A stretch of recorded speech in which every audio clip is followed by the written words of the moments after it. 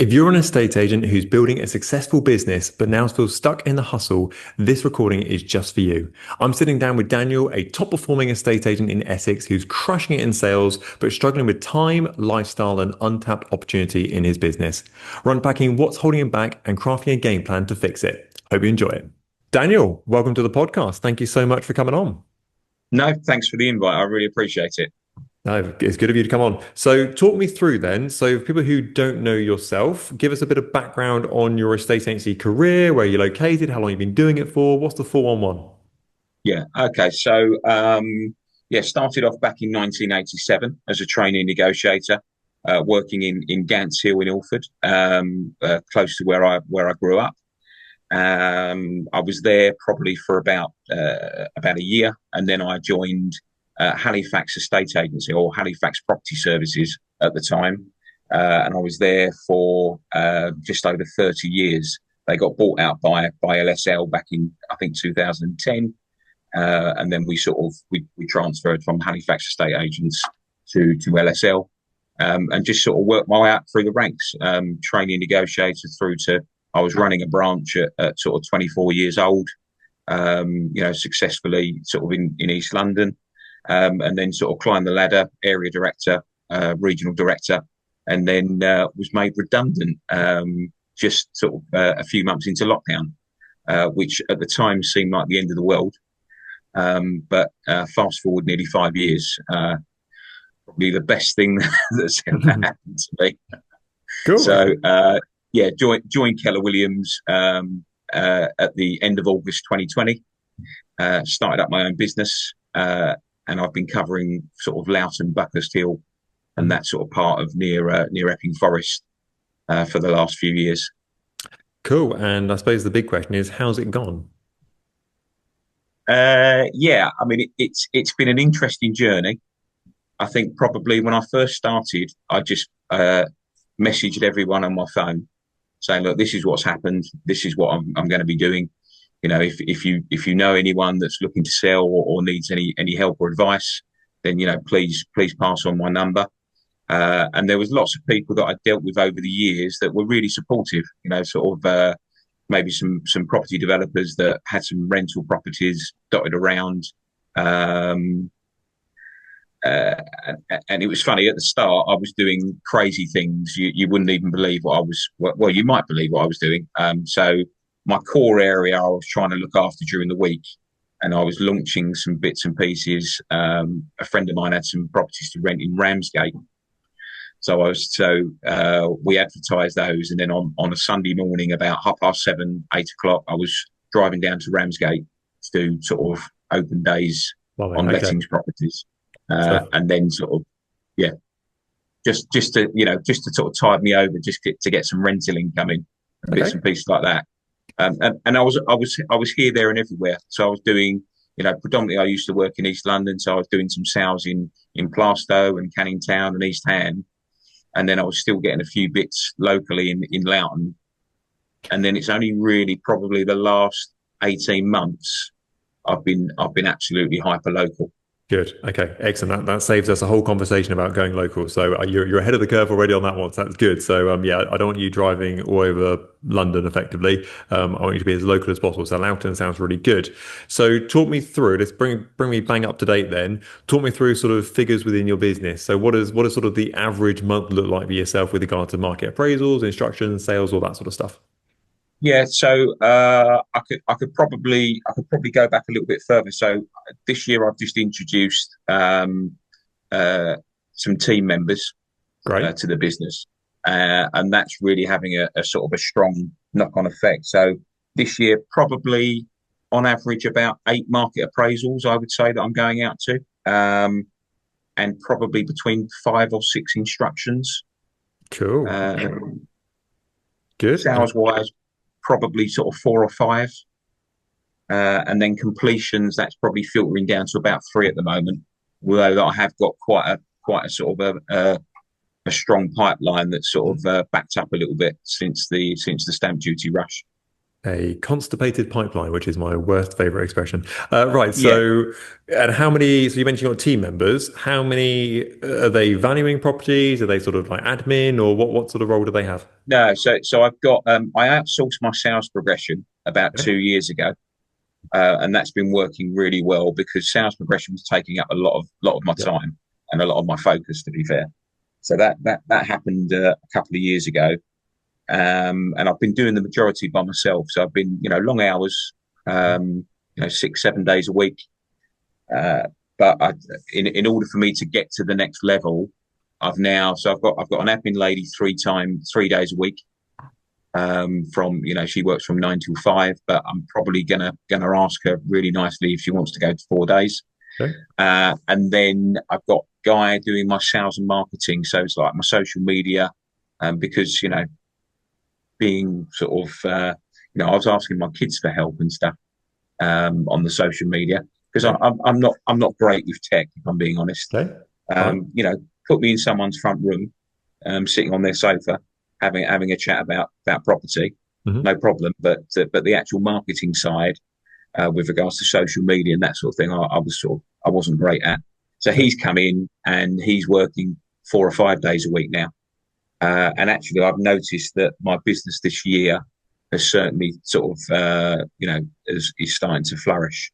It's Cool. almost like, I would say, probably my first 4 years or almost 4 years of self-employment. I've sort of almost been sort of, every year sort of doing, my business was sort of launching every year, if that makes sense. It wasn't building over the year. So I think so, but now I think I'm getting to the stage where actually I think I've actually got a business that's sustainable and it's moving forward, and Okay. I'm feeling pretty good about things at the moment. And to quote Ryan Gosling in The Notebook, what do you want? What does the future look like for this? Is this what does a year look like? Is it more team members? Is it you in the Caribbean? Like what's the goal here? Yeah, I would say definitely work-life balance because I've literally been pouring myself into the business, and I get it. For the first few years, you've got to do that, but I think my family's probably suffered for a bit. I've probably not been the nicest person to be around for in the early parts of my business. So probably a little bit more giving back, spending a bit more time with the family, getting my weekends back. Although I do love an open day, that's where I tend to get a lot of my valuation business from Okay. open days because you're auditioning, aren't you? You're doing an audition Mhm. for a potential vendor. Okay. That's how I look at an open day. So I'm going to sort of ask a question now, which I'm going to come back to later on. How much do you charge as a percentage at the moment, generally speaking? I'm 1.5%. Okay. I'd say leaseholds. I'm probably charging more, Yep. And but I yeah, presume, but and I presume you've got like a minimum fee that you charge at the moment for like a small property or something. You have kind of a line in the sand where you go, actually, if it's a 200 grand flat, I'm not going below X figure, or do you not? yeah, you don't know Loughton, then obviously, do you? Not particularly, no. So my average fee is about £9,000. Okay. And what's your average? So I guess your average house price is what, 600-ish sort of direction? My maths is about right. Yeah, yeah, Cool. yeah, Okay, yeah, fine. yeah. Absolutely spot Cool. on. So I could be selling a flat at 400,000, or I could Yep. be selling a house at 1.2 million. Okay. Right. So, I'm going to ask you some questions now, if that's okay. So, your market appraisal to instruction rate is what, 62%, I think? So, certainly only 60 sort of direction off the top of my head. So, your Yeah, 60% market appraisal to instruction rate, your listing to under offer rate is like 80%, 81%, like absolutely smashing it out of the park. Like it's almost too high in the grand scheme. Like you're doing an amazing job when it comes to selling properties. Like high five to you. And thank you. your under offer rate to completion is about 68%. So, I mean, estate agency wise, smashing it, absolutely smashing it. So, great listing rate, great selling rate, great completion rate. Boom, high five. Really, really good news. So, if we were going to rate you sort of out of 10 being an estate agent, like 9 out of 10, like you're absolutely smashing it. So, that's the good news. If you were going to rate yourself out of 10 for marketing, how would you rate yourself out of 10? I'd probably give myself a seven. Okay. I would give yourself a 5.5/6 from where you are at the Okay, moment. Okay, if I'm being really harsh about it, because obviously I've stalked you okay, before we came on today. yeah, But the good news is you've got masses and masses and masses of potential to go forward with in your local marketplace. They're going to complement you massively. So let's look at what you want to achieve in the business. So you want to achieve a decent income. So are you happy with the money you're earning at the moment, or I know everyone always wants more, but if it stayed the same yeah. way, Look, I think I've always had this target in my mind. You know, I don't want to be. Well, I say I don't want to be, but you know, I've a millionaire estate agent is okay. not where I sort of I see myself. Yep. If if my business is turning over £500,000 Hmm. from my garden room in Loughton, Yep. um, I'd be more than happy Okay. with that. Uh, and I suppose really from a point of view is that I'm probably in it for another 10, 12 years. Yep. But I don't want to be working 6 days a week, in sort of 5 to 10 years time. Yep. So for me, it's getting the right people around me that can then take that business and sustain that business, and I'll still be there to do the valuations maybe of the higher end stock. Yep. But yeah, that's where I see the business maybe in 5 years time. Cool. Yeah. Get another 10 years under your belt and you get the half century. Then I'm sure you get some sort of award from the Queen or something. Yeah, yeah. Yeah. Well, that's why I said 12 years, because then that's 50 years in There you agency. go. There we go. That's a good tagline. Okay. Easiest win for you right now with these figures you've got with your 62% conversion rate to market appraisal to instruction and your 81% sales rate, you need to put your fees up, basically, is one part of it. When was the last time you increased your fee from 1.5%, or when did it go to 1.5%? It's probably been 1.5% for about 9, 10 months. Well, no, maybe a year, maybe a year. Obviously, there are. I'm probably my own worst enemy Hmm. in the belief.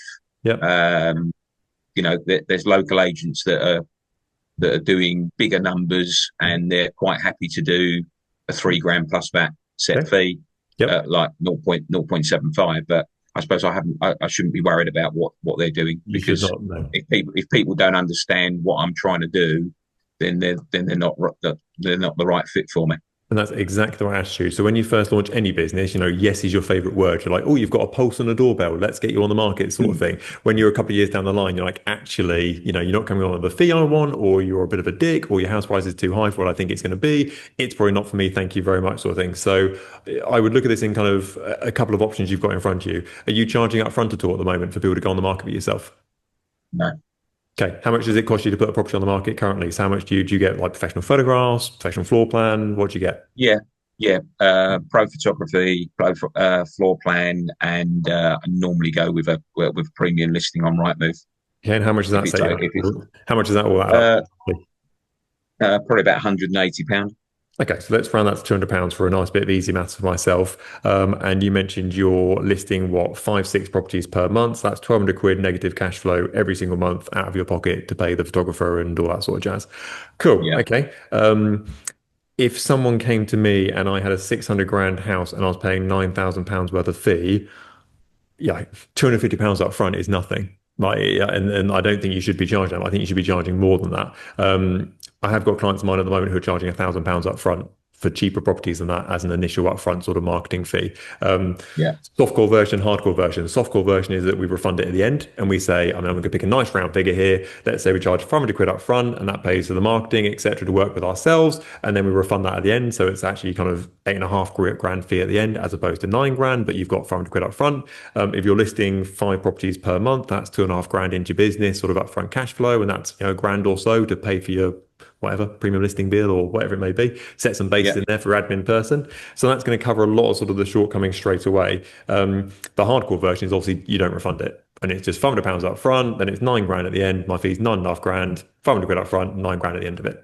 I would really start putting that into your business as soon as possible. It will revolutionize your cash flow very quickly. And the yeah, way that I would sell it to people, and that's not even the right way of phrasing it, because you don't need to sell it. Your figures sell you for them. Say, look, this is what I do as a business. is I say to them, look, the reason we charge up front is one, to make sure we're getting the best marketing for you possibly can do. So we invest in marketing to make sure you probably get the best exposure, most buyers, best offers, fitting with your timescale, etc. And the second reason we charge up front is a barrier of entry for you to start working with me. Because I am a great estate agent, I do a brilliant job for my client, and I'm here to sell properties. If you're not serious about selling your property for as much money as possible in the correct timescale, go with these guys, go with Connells down the road or Fox and Sons down the road. I'm sure they'll do an average job for you, sort of thing. But if you're serious about selling a property for as much money as possible, it's 500 quid. Yeah. So you're saying to them, I don't work with everybody. And if you want to work with me, this is the barrier of entry for you to prove to me that you're serious about getting as much money for your property as possible. So for the first couple of times, that is going to feel really, really weird. But Yes. after you've done it about 3 or 4 times, you're going to be like, I can't believe I never did this before. Like I've just made a £2,000 off 4 listings. Thank you very much. Yeah, I mean, yeah. Look, there's lots of agents that at Keller that are saying to me, "Yeah, Dan, look, you're missing a trick." Mhm. And I get that. I've just got to get my head around it. Yep. But no, you're right, and I appreciate that advice. You can wean yourself onto these things. So in the same way when you went from, whatever fee you out before up to 1.5%, I'm sure you didn't jump from like 1% to 1.5%. You can just start off Yeah, and do a couple and go, it's 250 quid to get things going. And then be like, okay, I've had 3 people say yes to me at 250 quid. Now let's make it 450 quid or 350. You can wean yourself up over time until you get that sort of figure you want to get to. But really, that's a nice open goal for yourself. And ultimately you can look to increase your main fee as well.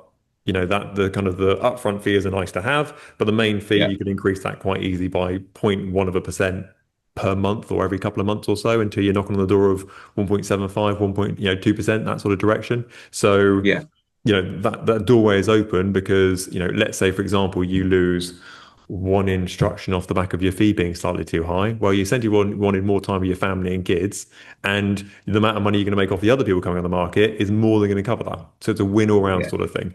yeah, So, yeah, yeah, and as good as I do with 40 years in the game, is that the ones that are always the fee chasers are always ones that are pain in the ass. So you've just missed out on the person that is a pain in the ass as well. So it's a win across the board for that side. yeah.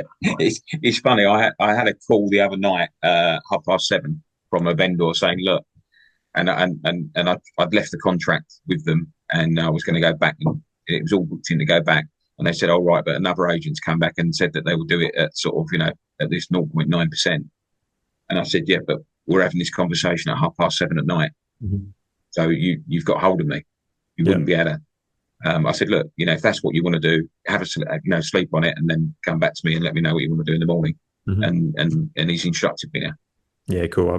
The really But, ballsy move there would have been like, okay, what we'll do, we'll make this into a conference call. Bear with me 2 seconds. Let me just dial in your estate agent and then connect it into that call at the same time and just bring to that voicemail. That would be a ballsy move. Heaven forbid anyone answered. Right. So let's talk about your marketing, shall we? Because you yeah, are, I wouldn't say best kept secret because you've got clients going to your front door and you're listing and selling property. So people kind of know who you are and you've kind of got a good business there. But we want to put the point where you are very much oversubscribed as a business. When do you think, so I checked out your social media before we came on today. When was the last time you think that your face appeared on your social media account? yeah. This was probably, I would say, probably 4 posts ago when I was just outside a house, maybe chatting about it. It was 6 weeks ago. Okay. When was the last time you uploaded onto YouTube? It Not sure. was about 2 years ago. So a while ago, to say the least. So there are Oh, right. loads of Hang on. there are loads of avenues for you to explore, and it's really sort of obvious is the wrong way of phrasing it, but it's really apparent when you look at your social media.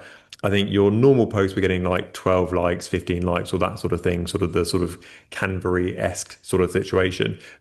Anything with you in 40 likes, 50 likes. Really, really quickly. So it's almost as if the world's saying to you, we Yeah, love Daniel, we want more of Daniel.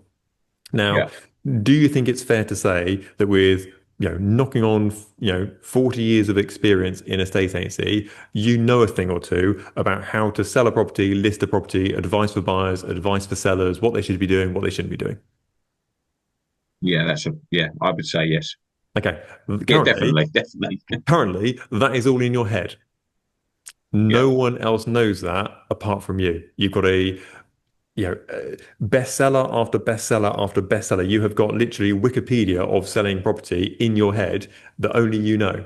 And the people that you're meeting on a market appraisal, they all get it. They're like, oh my God, Daniel like knows everything. We're listing him, we're selling with him, he's done a great job. So those, X amount of people, they know exactly how good you are and how knowledgeable you are. But people who are just kind of browsing past your social media, they're like, okay, so for people who are listening to this on the podcast, if you look at Daniel's social media, it's listed, sold, coming soon, listed, sold, coming soon, listed, sold sort of thing.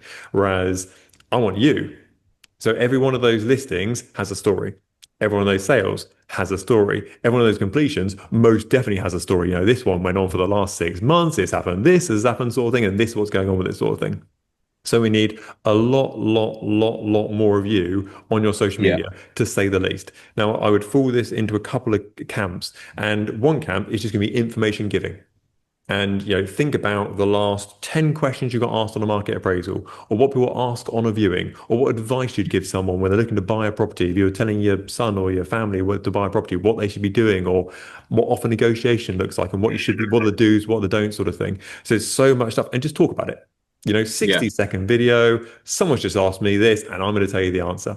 Great. And that's where we're going with it, sort of thing. So I'd yeah, push into that content as well. And then when you're listing and selling properties, well, you're an estate agent, so yes, you're listing and selling properties. That's like saying, I've done my job. Like, okay, cool, well done, sort of thing. But you need to be yeah, coming across and saying how you've helped people and how you are Mr. Local in the local area. So you never want to be yeah, saying, I'm great, I've just sold this house. You want to be yeah, saying, yeah, I've just helped the Joneses. They came to me, they had this issue, they had this problem, and then through this method that we put together, I now fixed that problem, and here we are at completion stage. Isn't everything great? You've not gone, I'm Daniel and I'm awesome. You've gone, this is the situation, this is what we had to do, this is the story that is involved with it, and now here we are later on in the process, sort of thing. So that's ultimately where we want to get to with it, that you kind of become a storyteller rather than just kind of a fact teller about what each of these properties are doing. yeah. I mean, look, I know that I sort of I was doing it, and then you become busy, and then you become a bit of a secret agent. So yeah, no, that's a fair comment. So yeah, I've got an abundance of stories to tell Yeah, and I think all, it's a all different scenarios. you've got so much experience and so much stuff to help people with. And I know you mentioned you're not sort of, the biggest fan of social media. You're not particularly, it doesn't come particularly natural to you, and that's fine. There's no sort of reason why that's an issue, sort of thing. If you've got your social media person who's working for you, instead of Yeah, you just giving them a post, for example, saying, I've just sold this property, I've just, rented this house out, for example, just record a video. Video content needs to be your best friend. And actually, it's so much quicker just to record a 30-second video. It's the yeah, same sort of it's the same message. If I said to you, Daniel, you need to tell a message to someone, you either spend 20 minutes sending an email or 5 minutes just picking up the phone. It's the same sort of thing with yeah, video. You're like, actually, do yeah, I yeah, script this post out and it takes me an hour to do the pictures and what, or just bang a video up and just kind of keep talking about it? So I'd yeah, really sort of double down on that side of things.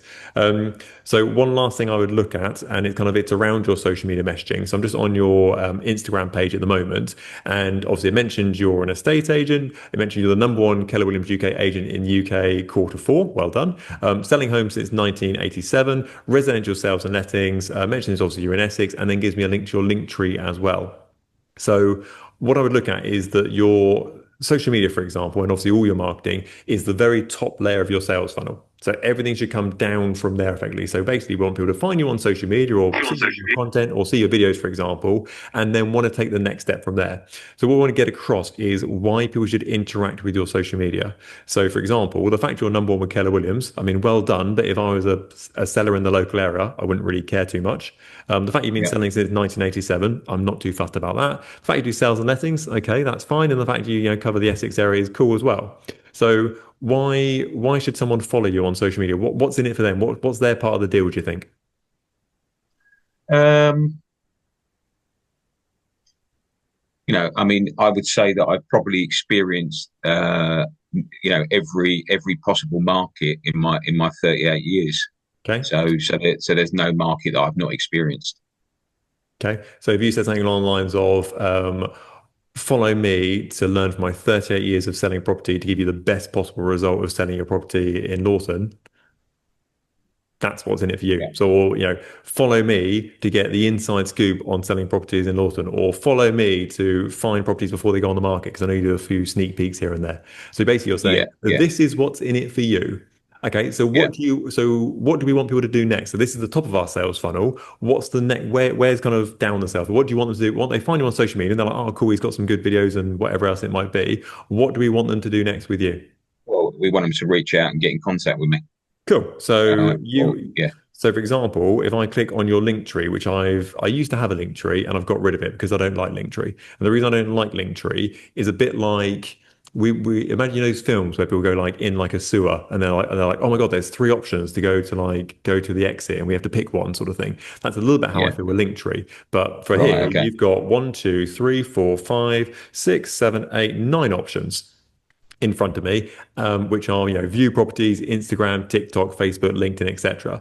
We want to say this is what I want you to do next. This is this one thing that I would like you to take the next step. You found me on social media, that's cool. The next thing I want you to do is this. And when we've got a Yeah. link tree with 9 different options on there, that's Hmm. 9 different places they're going to go to. So it's like herding cats. Whereas, so Yeah. I'd Yeah. Yeah. Yeah. imagine looking at these links on here, you probably want to be able to go to the instant valuation link, because obviously that's going to be Yes. data capture for you, names, phone numbers, and obviously roughly speaking what their property is going to be worth as well. So Yeah. we could have, you know, follow me for the inside scoop about property selling in Lawton. Find out what your Lawton home could be worth in 30 seconds or less. Finger down to this link. And Yeah. that's our next step in our sales funnel. So then they enter their Yeah. details there. Great. They're now on our system. We've got names, we've got addresses, we've got phone numbers. They probably get a phone call from yourself saying, I know you've done the online valuation. What do you think of it? What's the next step from here? Worst case Yeah. scenario, they go into sort of your email nurture campaign from there as well. And then you're in your database. So basically, they're kind of going down the process throughout your funnel. When you're saying to them, follow me on this spot, or go to my YouTube channel, or go to my Instagram page, or go to you're pushing them back up your sales funnel. You're at the social media level. Let's go down from here, not back up again. So I would just make it crystal clear on your socials. This is why you should follow me. This is what I want you to do next. Okay. And you'll find people will convert in a much better way. And then as you produce more content, a certain percentage will click on that button. So therefore, if you go, actually, if I just produce a video every single day and that video gets 1,000 views, for example, out of those 1,000 views, one person might click my button. Cool. Okay. Well, I do another video tomorrow and it gets another 1,000 views. That's 2 clicks my button. Thanks very much. And it's going to add up over time. So actually, you think to yourself, eventually, as this scales over time, if I just get more content and more views on my content, more people are going to click that button. They then get a phone call from me. I then go and value their property. I go and sell it. Thank you very Yeah. much. That's a really good place to your business. Right. So, sort of to recap, big things we're going to change are number one is your fee. So overall fee going up, but also doing the upfront fee as well. You can do those in sort of 2 stages if you want to, if you don't want to go straight in the deep end. Number two is a lot more of you on your marketing. You've got so much information in your head that you just need to let people know what it's doing. And then final stage of it is tell people what you want to do next on your social media. So, this is the flow of my pipeline. This is where I need you to go. Yeah. Sure. How does that all sound? Anything in there you don't think you can do or don't think you can action? No, no, no. I can do it all. Yeah. Yeah. I can do it all. Yeah. Yeah. I mean, to Good. be fair, I was doing a lot more video stuff, and then yeah, I just it sort of filtered away. But funny enough, James that works with me said, when you're in the video, Dan, we get so many more views than when you're not. Yep. Exactly. And that's He said exactly. that to me a few times. Yep. And your goal should be walking down the high street and someone saying to you, I recognize you. I've seen your videos. Because anything that pushes you in that direction of being recognized more walking down the high street is a good thing for your business. So that's ultimately Yeah. where you want to get to with it. So you need to get your face all over the social media as much as you possibly can do. Every bit of marketing, get your face out as much as you possibly can do. You are going to find that you're going to get a certain amount of people that are going to be sort of raving fans of your business. And you can walk to the front door and go, I'm going to charge you 2.5%. And they'll be like, well, I watch all your videos. I love your content. I listen to your podcast. I do everything with you sort of thing. I'm not going to go anywhere else. So, Yeah. it really gives you a lot of scope to kind of up your fees over time as people just become raving fans of your business. Daniel, you've been absolutely a legend coming on today, mate. I really appreciate it. I hope you take some value from it. Stay in touch. Let us know you get on. We'll have you on the podcast and again in the future, and we'll be Yeah. checking your homework, how you get on. All right. Thanks for all your help, Chris. Take More than care. welcome. Appreciate it. All right. Cheers. Bye bye.